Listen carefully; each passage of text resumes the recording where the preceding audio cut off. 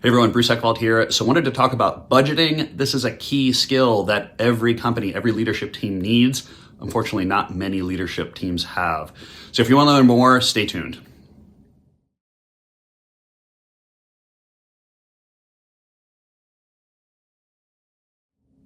Hey everyone, Bruce Eckfeldt here. So I'm a strategic leadership coach. I work with companies on building out high performance leadership teams and strategies to really help companies win in their market.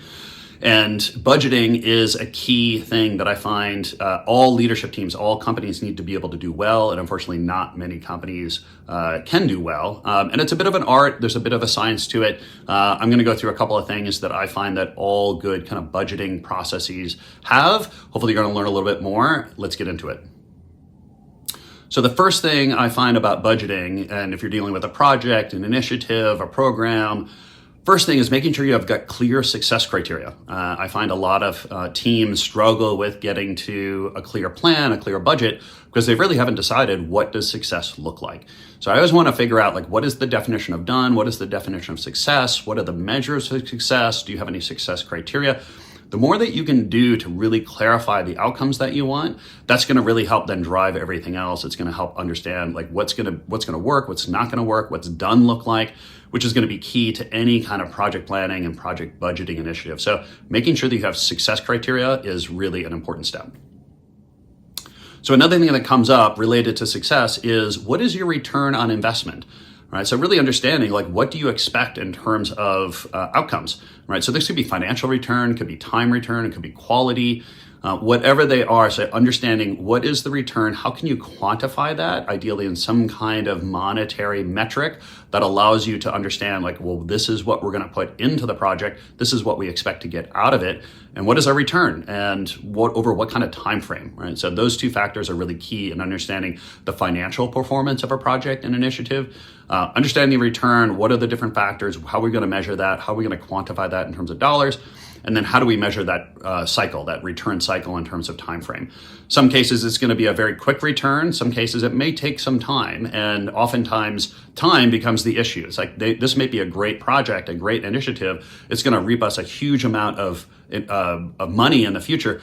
But if that's 2, 3, 4 years away, we may not be able to get there. We may have to figure out a different plan to be able to return that sooner. And maybe the return's not as great, but happens in a shorter period of time, which is something we can manage and we can fund from a cash flow point of view. And so understanding the ROI, the return on investment, both in terms of dollars and in terms of time frame, is key to understanding budgeting and project success. So once I have a good idea of what success looks like, what my return on investment looks like, I really want to start understanding my risk factors, right? So that I understand, where can this project, where can this initiative go sideways, and how is it going to impact that return? So understanding what the list of possible outcomes are. I like doing a risk matrix, which is looking at impact and probability. And there's other articles I have on kind of doing risk analysis and risk assessment and looking at sort of the quadrants of those things. But having at least some level of, these are the potential risks, how are we going to either mitigate them if they do happen, or how are we going to avoid them from a planning point of view, is going to be key. I find a lot of teams don't do that. A lot of teams underestimate this. One of the best sources of this is other projects, right? If you've done something like this in the past, what has happened there, as well as just expert opinion, outside advice, like anything you can do to really kind of brainstorm and develop a possible list, and then evaluate them based on probability and impact. That's one of the best ways you can do risk assessment. Once I have the risk assessment, I can really start looking at the project plan. And I like to do risk before project because I want to make sure my project plan is de-risking the initiative, de-risking the plan, right? So I want to make sure that however I'm kind of proposing how we're going to execute this thing has key aspects, tasks, checkpoints to make sure that we're addressing those risks that we identified. If we do it after the fact, we end up having to kind of retrofit. And oftentimes I find the risks are pretty evident early in a project. And so if we can identify them and then develop a plan to mitigate them.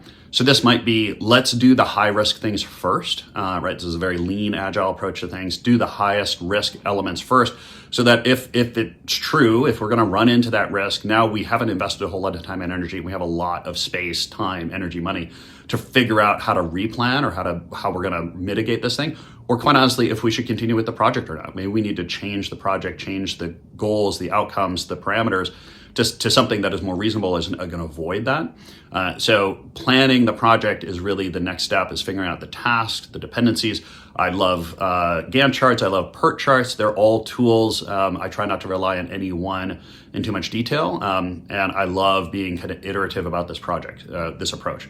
So anytime I'm doing planning, making sure I've got some kind of iterative process where I'm learning, understanding where my uncertainties are, what do I need to do to kind of learn as I go and then adjust as I go. So I always say, plans are worthless. Planning is everything, right? So it's the process of planning that's really valuable. The actual end document, certainly something we use, but it's really only as good as the next step that we're going to take. Incorporating the learning as we're going is really key to the planning process. So making sure that you have the risks, you're planning appropriately, you've got the checkpoints, you're de-risking the situation, and then you're being iterative in execution. So the next thing I want to talk about is how do we get to estimates? So once we have a task list or an effort list, like how do we figure out how long are these elements going to take? The best way that I've found around doing this, particularly in kind of lean agile projects where you've got a lot of uncertainty, is doing some type of crowdsourcing process, right? Is taking a group of people that have various kind of insights or experiences in the work that's going to be done and crowdsourcing. And the way I like to do that is kind of a blind voting process, and you can use cards, you can use, writing things on notes, you can use finger voting, like there's all sorts of ways. But the idea is you want to create a system by which people are independently giving estimates without influencing each other, putting it on the table, and then discussing the differences. And oftentimes I find the outliers are where the really gold is, right? So if someone says something is going to be really hard relative to everyone else, ask why, right? They may have an insight or an experience that other people didn't pick up on that's really important. Or if someone says something could be really easy, that's another area that we can really create some advantage, right? So they may see an opportunity, a way of doing something that no one else saw that may get to where we want to be in a very different way and be much, much easier. I've seen this a lot, and I've spent a lot of time in software projects, and oftentimes there's ways that we could accomplish the same goal with maybe a different kind of creative solution that is much easier to implement or to test or to validate. And so using that kind of independent voting method is really key in crowdsourcing it. There's a Wisdom of Crowds book that is great for this. It kind of gets into the details. There's a lot of nuance in exactly how to set this up.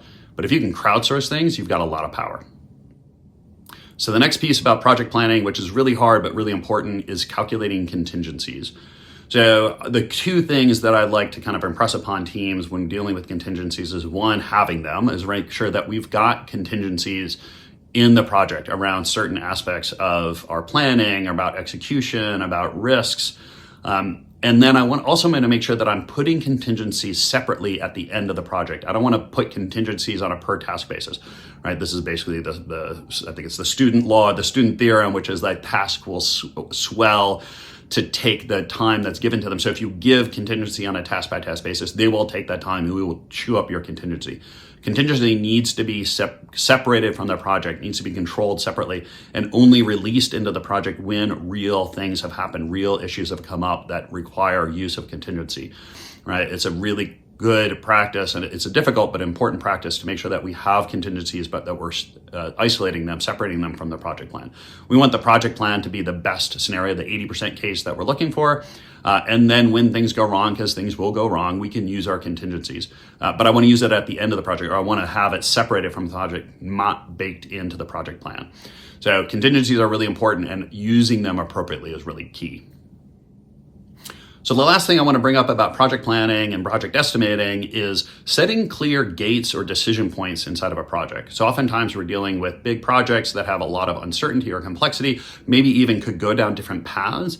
And we want to have upfront established where are our checkpoints. Like, when do we take a step back from the project, evaluate where we are, how much progress we've made, reevaluate risks, reevaluate the situation, maybe even reevaluate the return on investment. The world has changed, we've got more information, all of those things may change, and we want to make sure that we're constantly reevaluating those and having clear decision points and checkpoints in a project, gates in a project, to make sure that we're evaluating those things and decide, should we continue, or should we continue with the current plan? Do we need to come up with another plan?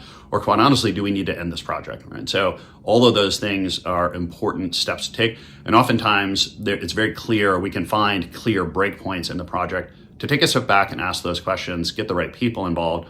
And this is going to make sure that we're really taking risk seriously, that we're looking at return on investment, and it's going to prevent us from kind of falling into the sunk cost fallacy, right? That we're not just throwing good money after bad.